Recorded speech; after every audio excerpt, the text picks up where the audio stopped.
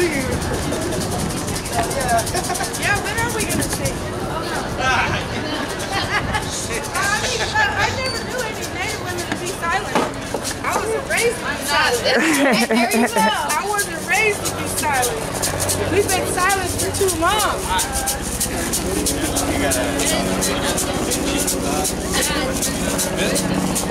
The entrance is over here. Do you want to just gather over this way?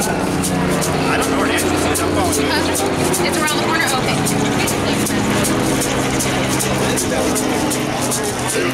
Rachel.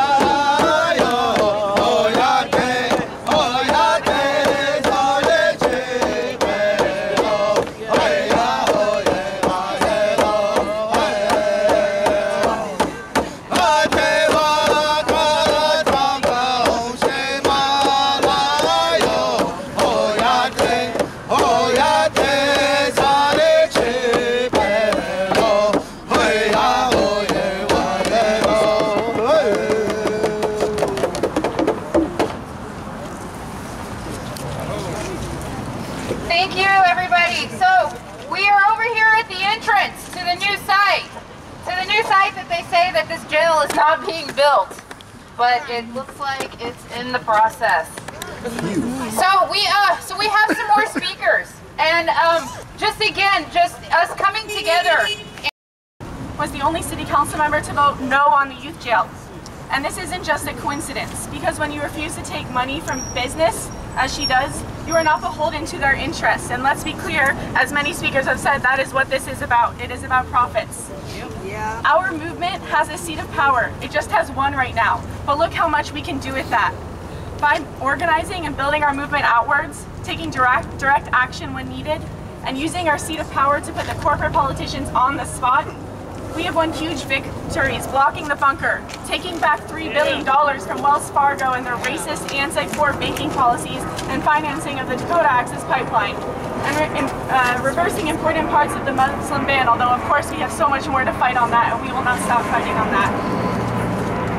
In the time of Trump, where government is increasingly marrying itself to business so that they may strike as one, we are not only battling against racism in some of its most transparent forms, a jail for children, in a neighborhood that has been slapped this way and that by gentrification and redlining, chronically and criminally underfunding schools, a pipeline running through native land and contaminating people's water.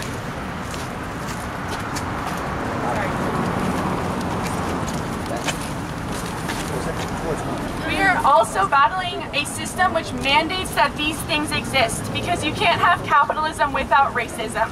Yeah. This system relies on putting ordinary people against ordinary people so that we do not look up and see who is really pushing us all down. That is why if we are going to fight back not only against Trump and the pro-corporate politicians we've got here in Seattle, Murray and Dow Constantine, we're going to need to fight against the billionaire class and the capitalist system itself. That's right.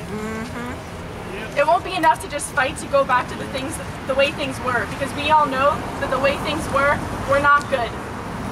They did not work for ordinary people, for people of color. And they are how we got here in the first place. We need a truly democratic system.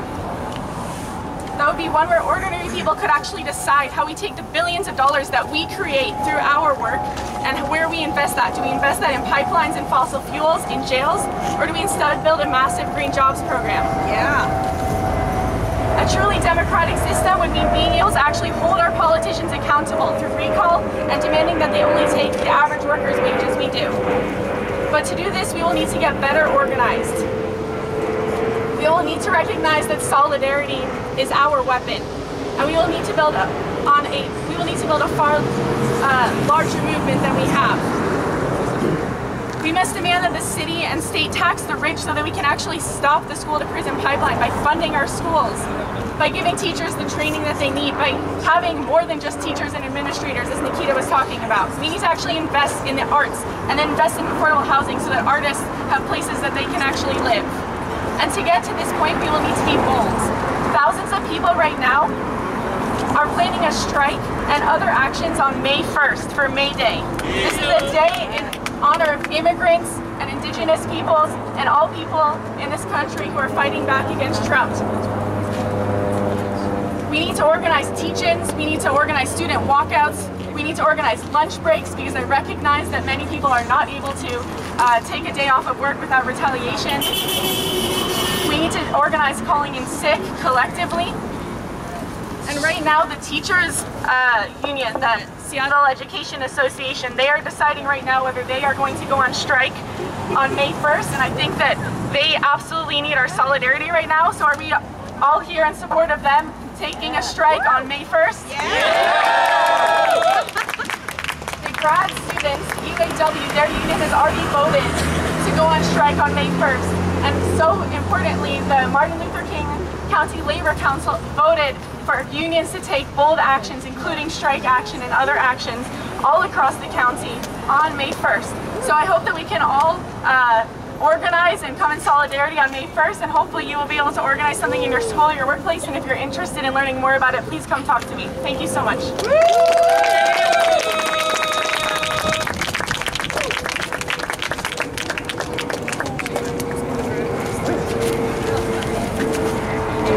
Alright, we'd like to, since this is in fact the youth jail, bring up some youth to close this out here. So Robert and Ihue. So let's give it up to them. Make some serious noise. Encouragement.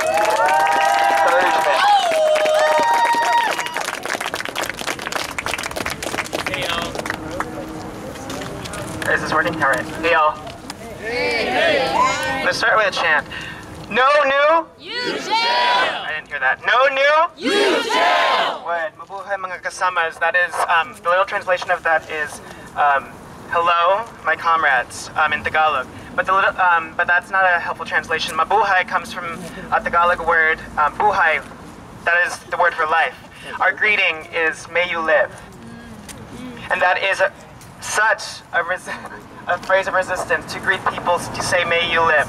May you live. I am from Filipino immigrants. Our history is that we were colonized by Spain, and as we defeated Spain, the United States took over, bought us for a few $1 million. Yeah, they did. May you live has been a phrase of resistance for so many of our people. Right now, U.S. imperialism is just part of the same forces that are building this youth jail. Dow Constantine and King County lied to voters back in 2012. I was one of the voters, the very few voters that actually voted in the summer of 2012 to raise a levy to build a justice center. A center where something actually works. But we know that youth incarceration doesn't work. It has never worked. As many people have said, you put people through a traumatizing system, they're going to come out traumatized. And then that'll create more violence. As Nikita says, this is a public crisis. And that is the same reason why so many of us are here. So many of us, our ancestors, were stolen and were taken to this land that was stolen, that has continued to be stolen and occupied. Why are you here? I am here because my family were one of many millions of Filipinos who had to leave the country because of U.S. imperialism. To this day, 5,000 Filipinos alone have to leave the Philippines every day because of the ongoing effects of colonization that the United States has left and continues to leave in our country to exploit us. So many countries around the world are in a similar situation. What land, labor, and resources has capitalism needed? What pipeline to labor and resources is this jail creating for a ruling class to live comfortably? We are here because they are taking our kids. They are taking people who are the ages of myself and Ihue and younger. They are channeling our people, our young people, not only the future but the present. They are funneling all of us so that we can be land, labor, and resources for the few. We are here not just for a youth jail, but we are going to stop this youth jail. And it's not just about a youth jail, it's about all the systems that continue to take and murder for land, labor, and resources, so that all of our people can be free, including all people who have been lied to. Whiteness is a lie. So what will it take for us to reclaim our humanity, to honor our ancestors who lived, who sacrificed, who labored, who loved, so that we may one day thrive, not just survive, thrive. So the youth who are in this facility right here and across facilities all over must be centered in our movement, because they know exactly what this world needs. They know what needs to come after this. When this crumbles, when this wall crumbles, when every brick and mortar does crumble, and when we bring these systems down and build the new ones that our people need, not just here, but all over the world. We want this whole world to be free. Yeah. And that is why we do this. We fight because we love. We fight because we, expansively, we, our ancestors, the generations who have come before us, who are still with us, the generations that will come after us and who are still with us, the land, the water that is part of us. They are here right now. Capitalism has taught us all how to not be connected in so many ways. I invite you all right now, in whatever way you can, just for a few seconds, to feel your connection, and if you can't, feel that disconnection, because that is truth too.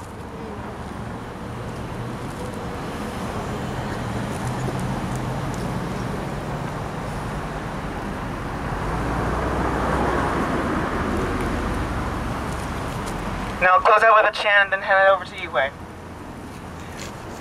I'll say mabu mabu mabu, and then you say hi hi hi, right? And what does that mean? May we all live. Mabu mabu mabu! Hi hi hi! Mabu mabu mabu! Hi hi hi! Mabu mabu mabu! Hi hi hi! Mabu! Hi! Mabu! Hi! No, no! You too! Yeah! Alright, let's give it one more round for Robert. Yeah! Hey y'all, it's Ihui again. Yo, that's a hard act to follow.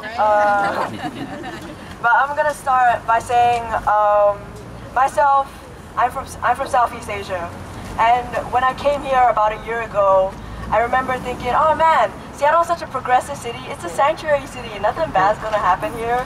Then I found out about all of this bullshit. Y'all disproportionately jailing black and brown youth, and the Seattle white progressives will sit on their laurels and don't do shit. Right. I've only been here, I've lived here, what, 10 months, and I'm tired of it. But also, I just want to respect that I'm a transplant, and I gotta respect the locals. The reason why I'm doing this is that the community welcomed me when I came here, and I gotta invest myself in the community as they're investing in me.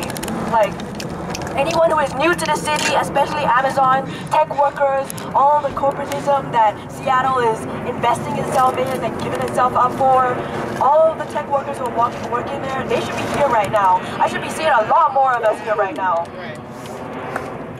And honestly, I'm also doing this for my friends. My friends who are black and brown and youth, and like a friend of mine was incarcerated this past week. She was a trans girl, and the police grabbed her, they threw her to the ground. She's only 18, she just wants to go to high school. She was doing absolutely nothing, they fucking brutalized her. That's what when women's marchers shake the hands of the police for violence. That's white women, white cis women, I want you to know that's who you're shaking the hands of. Brutalizers. I'm doing this because my friends and I myself and immigrant and native and black and brown youth deserve to live out their days, not always walking around like they gotta survive all the time. I remember saying to someone yesterday, yo, our ancestors did not live through the shit that they did for us to take this shit and for us to let it happen to us. And yeah, I'm out, so I'm just gonna go over the chant. I'm gonna say, the youth right now is the truth right now. And y'all repeat after me, alright? Alright. The youth right now is the truth right now. The youth right now is the truth right now. The youth right now is the truth right now. The youth right now is the truth right now. The youth right now is the truth right now. The youth right now is the truth right now. Alright, we out. Yeah!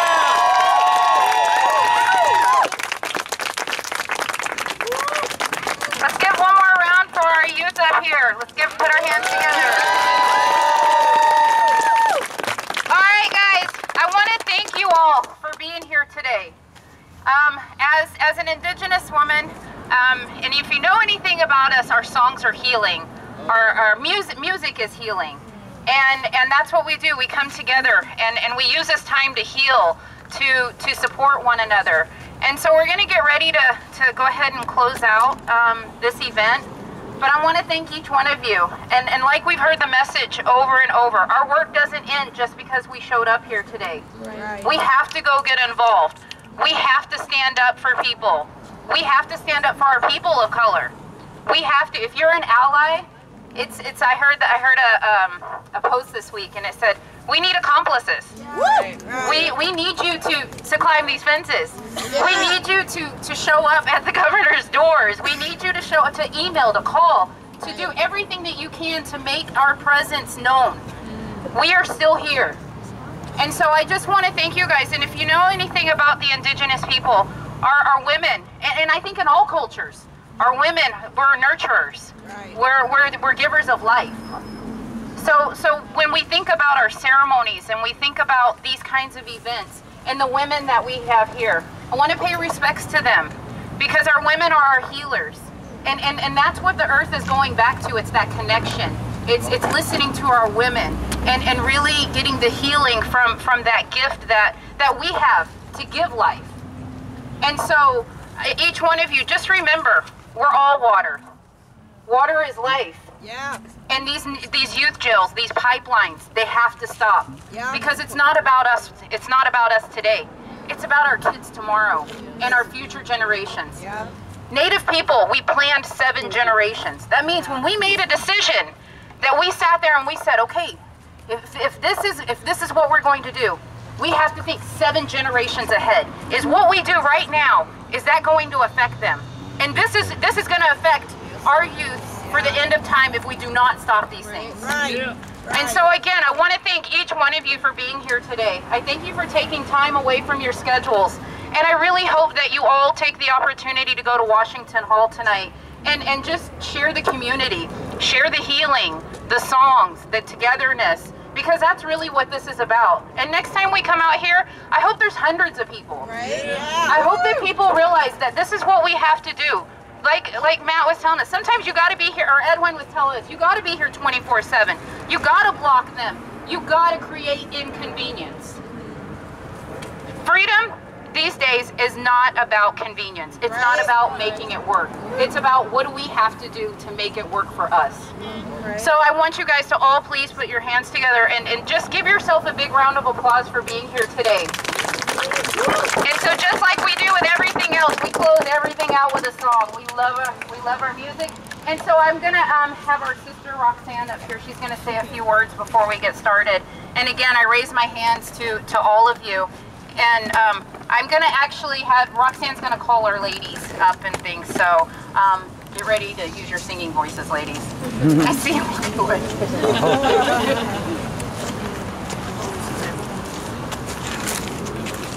Hello, my name is Roxanne White, and I'm Mimiku Nukpasak, Grovant and Assiniboine Sioux from the Yakima Reservation in Mawaso, Yakima.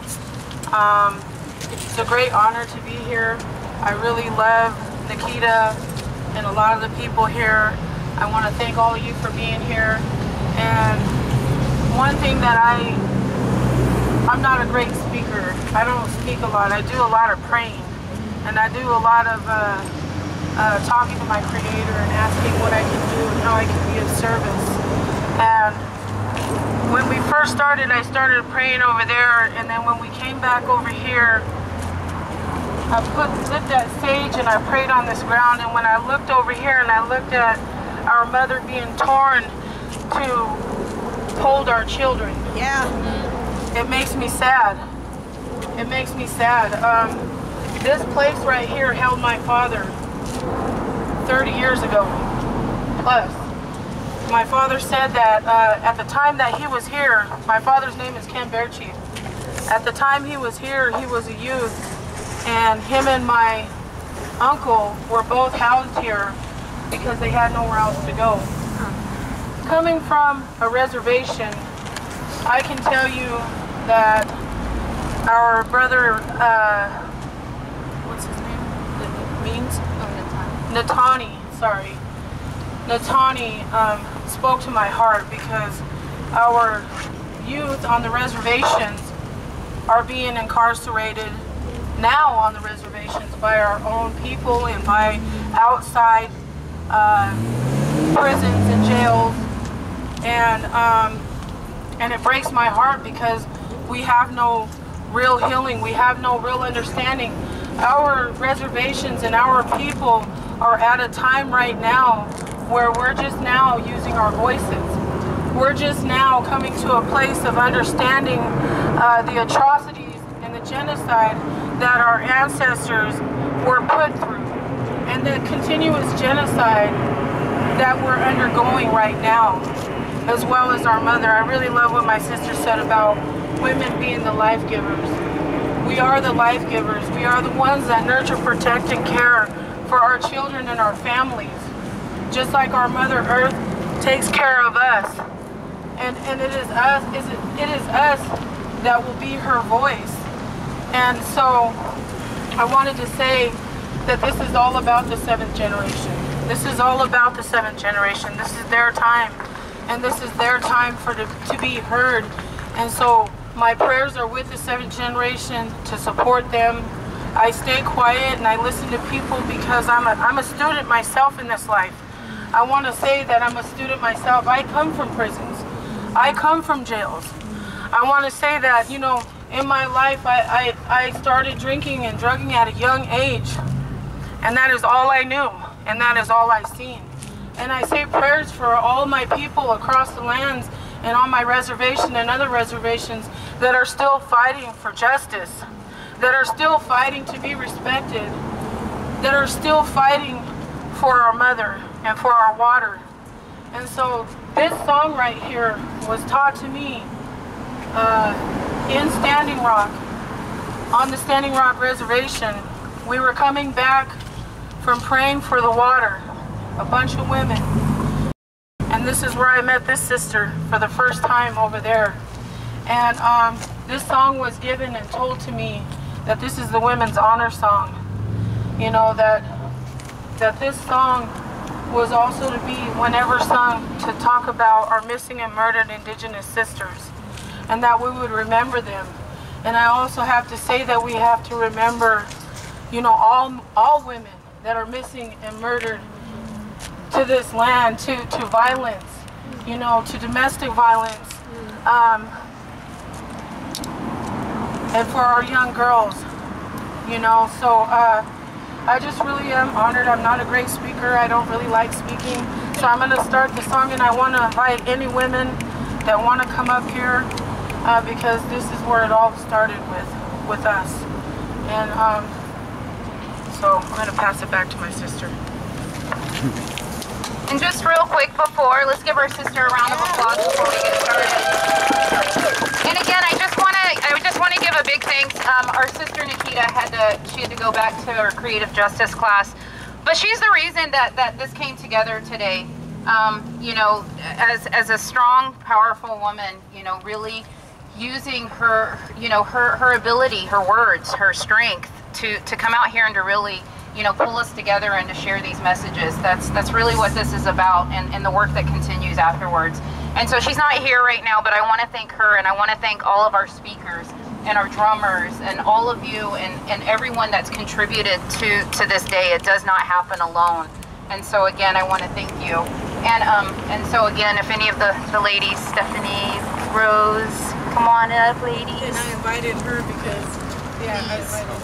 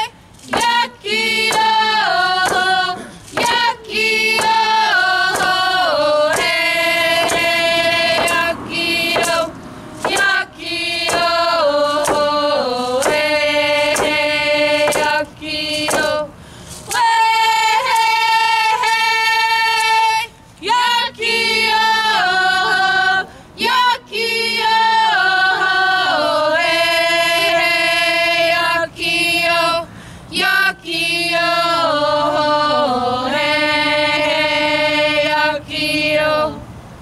Thank you.